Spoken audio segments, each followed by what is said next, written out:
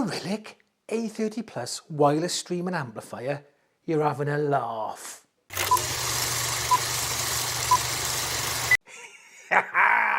Oh, the devil. Oh yeah, almost lost the streamer then. Anyway, hey, someone mentioned my squeaky chair. It's actually not so squeaky today, but I don't want to get rid of it because it does hide my farts. Anyway, so we've got the Arylic A30 Plus wireless streaming amplifier. Spotify Connect wireless AirPlay multi-room internet radio. Ooh, well, let's get this sucker out of the box and see what's inside. Yoink! Okay, let's have a little rummage around in there. Oh. Now, hey, we've got the instruct.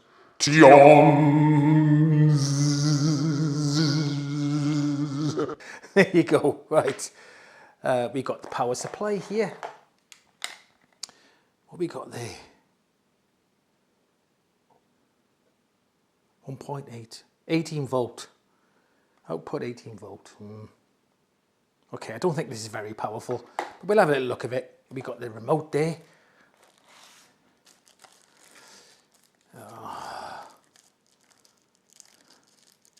Make these so hard to get out. Come on. Here we are. Okay, it's a remote. It's quite functional.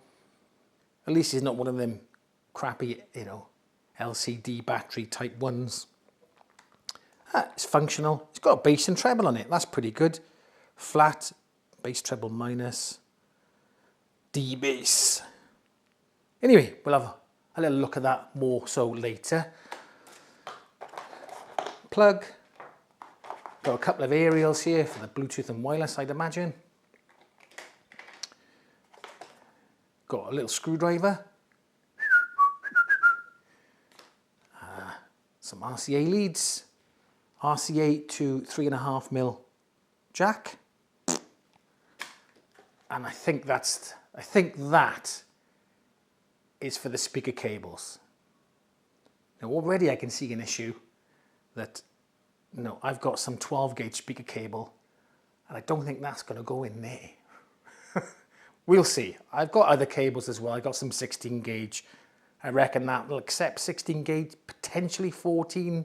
I think more like 16. Anyway, and here's the amp itself, or the streamer I should say. It's got a Arylic on the front, not a lot to see there. On the back, so you got Ethernet cable, USB, micro USB, and I think that goes to, that goes to your PC. I think that'll play music files. Got an auxiliary in, so no RCA, okay? And there's your speaker out. Your antennas go here, and there's your DC there. Yeah, so I think that goes to your PC. So you could use this like a DAC, an external DAC. I think that plays USB files. We'll have a little more in depth. You've got a reset button there. Okay, let's have a little look. Let's connect this up, put the speaker cables on, and we'll go from there. Let's have a little look at the specs. There it is there. Hello. Let's have a little look. So as you can see, it's best multi-room amplifier on a budget. Ooh, bold claim. As you can see there, it's capable of doing multi-rooms. You can get a couple of these, put them in each room. One in the bedroom, one in the kitchen, one in the living room. There you go. And I think this is kind of, this picture here, this is kind of where it needs to sit. This is what it's made for, really. It's for, your desktop or near field listening or quite a small room. I mean, it says 30 watts per channel, but as you see in the specs now, that's into 4 ohms. Into 8 ohms, I think it's about 15 watts per channel. So it's not particularly powerful, but it's plenty if you're listening near field. Not near a field, okay? And there's all, so that's the 4Stream app. You can have all these services on the 4Stream app, which it uses. We'll have a look at the app in a sec. And we've already looked at what's inside. Personally, These here, these RCA to 3.5mm jack, that is a pile of poop.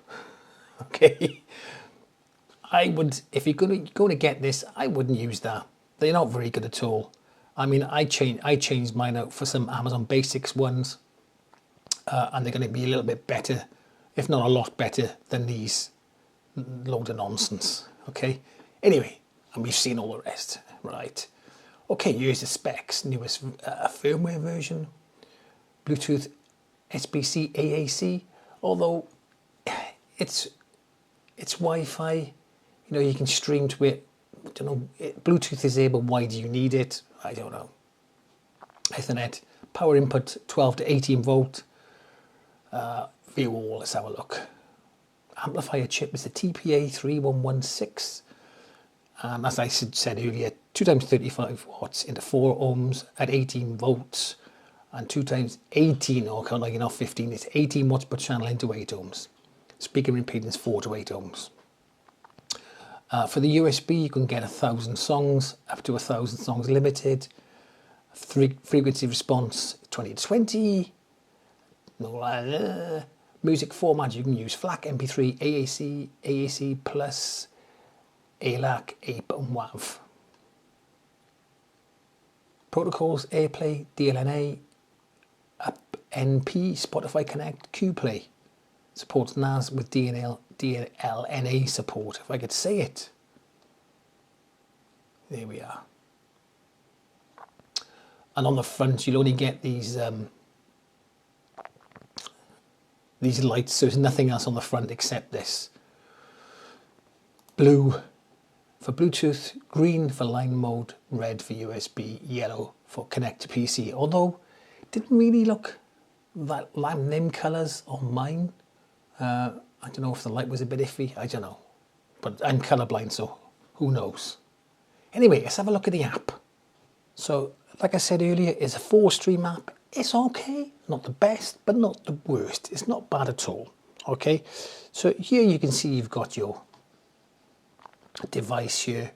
And actually, see that there? I'll give it a little tap now. I think you can do left, right, and both channels. Not bad. And here you can rename your device there. You've got speaker info. You can put an alarm content. I think you can put preset content there, so you can put shortcuts to playlists and things like that to make it easier. Sleep timer. Then you've got your EQ. Let me just tap that. And that's basically your EQ, bass and treble. There you go. Okay, that's it. Not a lot to see there. Then if you go on browse, you can see here, you've got your own music there. You can have your own music there. Block. And there you got tuning, get your radio, iHeartRadio, Spotify, Tidal, Internet Radio, Napster, Qobuz, Deezer. Now I use Amazon Music, so I set that up earlier. Really straightforward.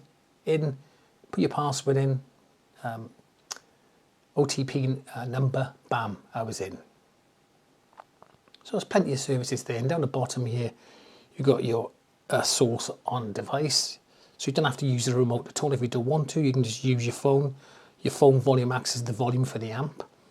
So you've got Wi-Fi, Bluetooth line in, and USB DAC just there. Now, what I did find when I was using the app, it was a slight delay. So when I pressed pause, it took about 3 seconds, maybe 2 to 3 seconds for the music to change, on, you know, to pause, or if I wanted to get the next track, it took about 3 seconds. Same with the volume. There was a few seconds delay between it, but look, it's a few seconds. It's not that bad. I've seen worse, but I would have liked it a little bit more instant. But it's about 2 or 3 seconds. I did have a few occasions where the app froze, so I had to literally come out of the app and go back in again to get it to work again. Only happened a few times, but just to make you aware that did happen to me. And also, when I turned the amp off, turned the streamer off, and went back to it a few hours later, I had to reconnect to it again. It didn't automatically connect to it. I had to go through the rigmarole. I didn't have to put my password in for my internet or anything. That was all still there. But I had to go through all the connection setup again to get back into the streamer, which is a bit of a pain in the ass. So, I mean, it was working fine earlier, but after I had it powered down for a couple of hours, I had to go through it all again. So that's not the best, is it? Okay, so what do I think of it? Well, I'll tell you what I think of it. All right, calm down, have a bit of patience, yeah? Jesus, flipping heck. Anyway, right. So when it came to the connector block, it was pretty easy to put together. The wires went in okay. I used 16 gauge cable. I was even able to fold it in half when I put it in, plus the cable as well. And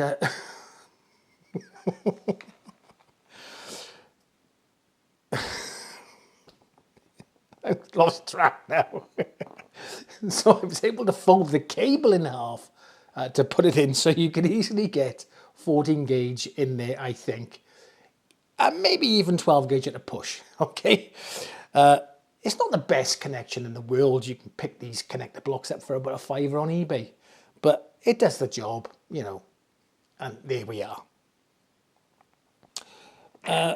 One thing I would have liked on here is an on-off switch or standby switch or something, but I understand they're trying to keep the area very small, so they omitted any off switch. So the only way to turn it off is either at the plug, or you can put it in standby with the standby button there.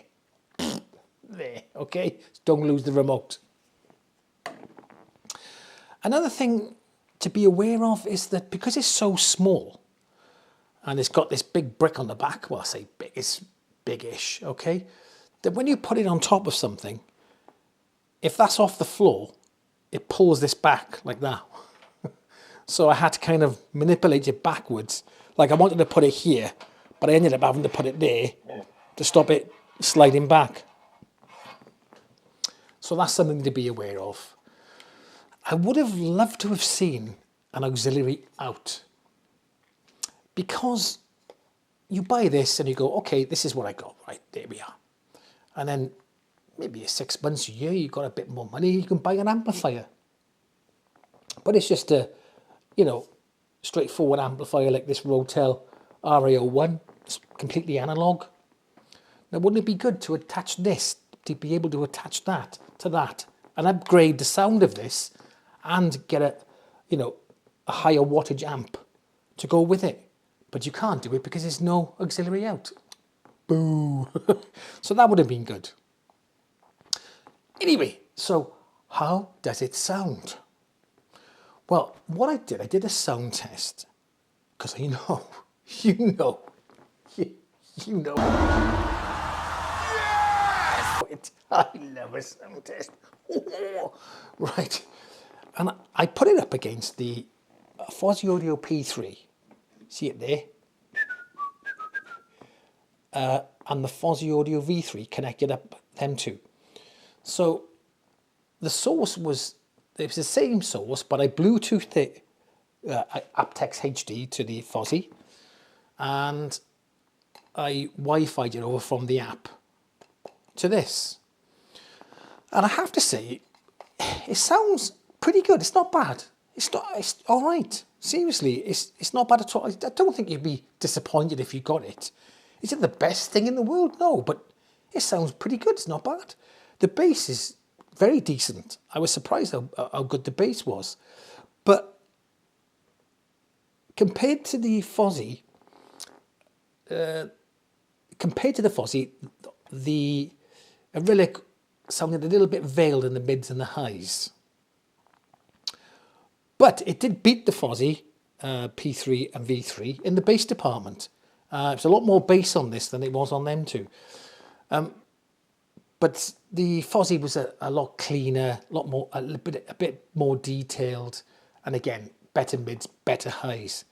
And I suppose you could argue that it's got tone controls on the P3, so you could turn the bass up on the P3 to give it that bit of a bass boost to match this little thing here. But all in all, it wasn't bad. Anyway, that's come to the end of the video, and it's okay. I'll put the sound test at the end of the video. You thought I was going to leave them without doing the sound test for you. Come on, you know me better than that. Jesus. Anyway, hope you enjoy the sound test. Let me know what you think in the comment section. I'll catch you in the next one.